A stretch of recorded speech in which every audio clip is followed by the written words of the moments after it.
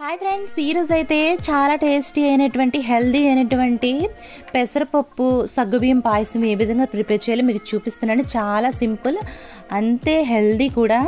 అసలు ఇది ఏ విధంగా ప్రిపేర్ చేయాలంటే, ముందుగా పెసరపప్పునైతే ఒక కప్పు వరకు తీసుకుని దాన్ని అయితే కనుక శుభ్రంగా వాష్ చేసి ఇలా వేయించుకుని వాటర్ ఒక గ్లాస్ యాడ్ చేసుకుని కుక్కర్లో 1-2 విజిల్స్ వేసి పక్కన పెట్టేసుకోండి.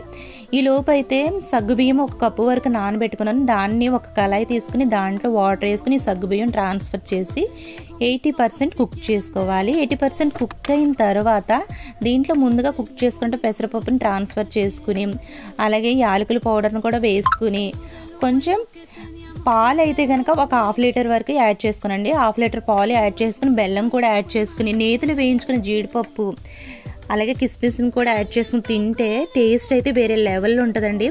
ఖచ్చితంగా వీడియో నచ్చితే సబ్స్క్రైబ్ చేయండి. Thank you for